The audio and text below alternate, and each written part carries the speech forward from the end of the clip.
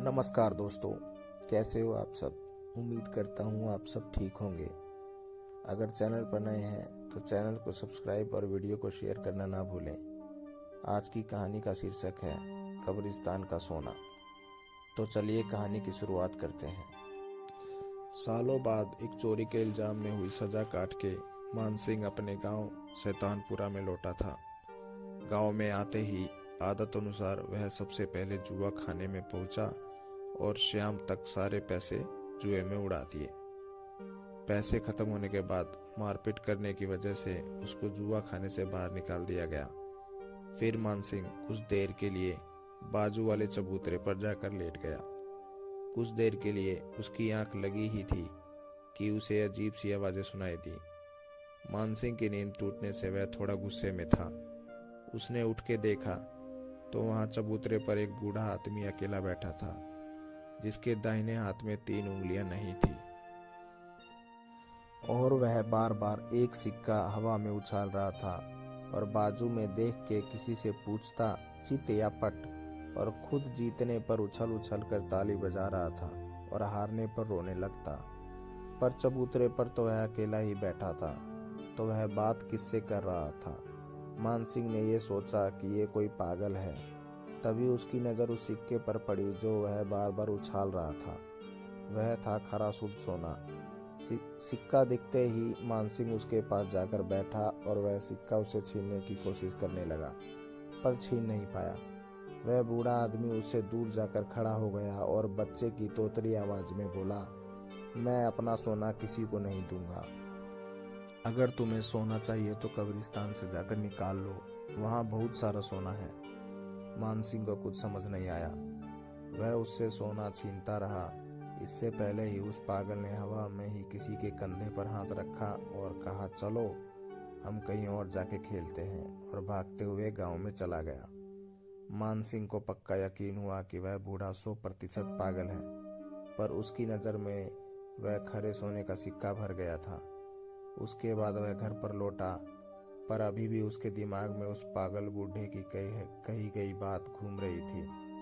बिस्तर पर लेटे लेटे रात भर वह कब्रिस्तान और सिक्के के बारे में सोच रहा था। तभी उसे अचानक कुछ याद आया। उसने तय खाने में जाकर एक पुराना संदूक बाहर निकाला और उसमें कुछ ढूंढने लगा।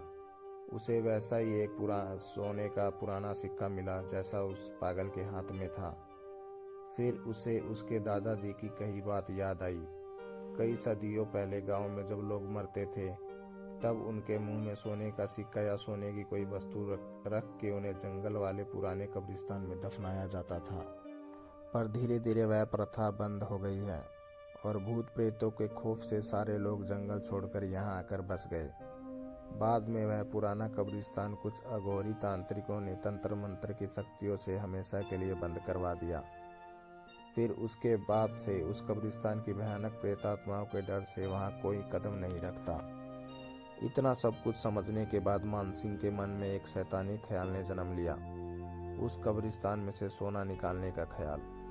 उसने उसी रात तहखाने से खुदाई का सामान, मशाल और कुल्हाड़ी ली और चल पड़ा अकेले ही मुर्दों को जगाने। रात के लगभग 12:30 बजे उसने बड़ी सावधानी से गांव पार किया और थोड़ी दूर जाके मशाल जलाई। कुछ ही समय में वह कब्रिस्तान पहुंचा और बिना किसी भूत प्रेतों और डर की परवाह किए उसने पहली कब्र खोदी। उसमें एक बच्चे का कंकाल था। मानसिंह ने कंकाल के मुंह में उंगलियां डाल के वह सोने का सिक्का निकाल लिया।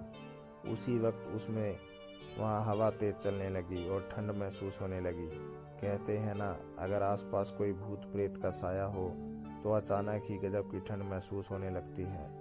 ये उसी का संकेत था। पर मानसिंह के आंखों पर लालच का पर्दा था।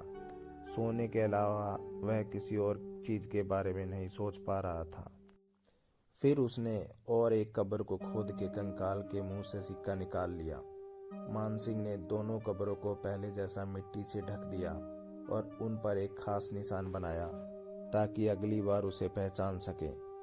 मानसिंह सुबह होने से पहले जंगल से बाहर निकल आया, पर वह इस बात से बिल्कुल भी अनजान था कि उसने अपनी दर्दनाक मौत का भयानक खेल शुरू कर दिया है। इसी तरह वह और 2 दिन कंकालों के मुंह से सिक्के निकालता रहा। पर कहते हैं ना, हर चीज के अंत का एक सही समय निश्चित होता है। वैसे ही इसका अंत भी उसी रात को होने वाला था, क्योंकि वह रात अमावस्या की थी, मतलब सारी काली शक्तियों के जगने का समय। मानसिंह हमेशा की तरह मध्य रात्रि कब्रिस्तान में पहुंचा। अब तक उसने 5 कब्रों में से सोना निकाल चुका था और इस बार उसने 6ठी कब्र खोदनी शुरू की। और जब उसे कंकाल मिला तब हमेशा की तरह उसने खोपड़ी के मुंह में उंगलियां डाली और वह सोने का सिक्का ढूंढने लगा। तभी उसकी उंगलियों को उस कंकाल के मुंह में से कुछ महसूस होने लगा और अचानक उस कंकाल का जबड़ा कस गया और किसी जाल की तरह उसकी उंगलियां उसमें फंस गई। भय से मानसिंह को पसीना छूटने लगा। तभी उस कंकाल के हाथ पांव हिलने लगे और अचानक उस पूरे कंकाल में जान आने लगी और वह धीरे धीरे पूरी ताकत के साथ उसने जमीन पर बैठे हुए मानसिंह को भी अपने साथ खड़ा कर दिया। मानसिंह बहुत डर गया था। साक्षात एक प्रेत का कंकाल उसके सामने खड़ा था। तभी उसे पीछे किसी के होने का एहसास हुआ और जब उसने पीछे मुड़ के देखा तब उसकी रूह कांप उठी, क्योंकि उसने आज तक जितनी भी कब्रों में से सोना निकाला था वह सभी कब्रों के कंकाल मिट्टी से एक के बाद एक बाहर निकल रहे थे। वह दृश्य दिल दहला देने वाला था। धीरे धीरे सारे कंकाल उसकी तरफ चल के आ रहे थे, पर असली डर और दर्द एक एहसास मानसिंह को तब हुआ जब उसको अपनी उंगलियों के ना होने का एहसास हुआ। उसके दाहिने हाथ की 3 उंगलियां उस कंकाल के दांतों में थी और वह उसे चबा रहा था। मानसिंह खून से सना हाथ लेकर जमीन पर गिरा और भागने की कोशिश करने लगा, पर वह चाह कर भी वहां से भाग नहीं पा रहा था, क्योंकि डर के मारे उसके पैरों से जान निकल गई थी। फिर एक के बाद एक सारे प्रेत उसके इर्द गिर्द खड़े हो गए और पूरे जंगल में चीख पुकार सुनाई देने लगी। और अब हर रोज मानसिंह जेब में 6 सोने के सिक्के लेकर गांव में घूमता है और अकेले में ही कई लोगों से बातें करते दिखाई देता है, क्योंकि उस कब्रिस्तान के सोने पर एक भयानक श्राप था। जो भी वहां से सोना चुराने का अपराध करता है, कब्रिस्तान के भूत उसे पागल कर देते हैं। मतलब जिन कंकालों का सिक्का निकाला जाता है वह उनकी प्रेत आत्माएं सिक्का निकालने वाले के साथ जीवन भर के लिए बातें करती रहती हैं। तो आपको हमारी कहानी कैसी लगी कमेंट करके ज़रूर बताएं, और अगर आपके पास भी ऐसी ही कोई खौफनाक स्टोरी है तो हमसे ज़रूर शेयर करें। चलिए कल मिलते हैं एक और खौफनाक कहानी के साथ।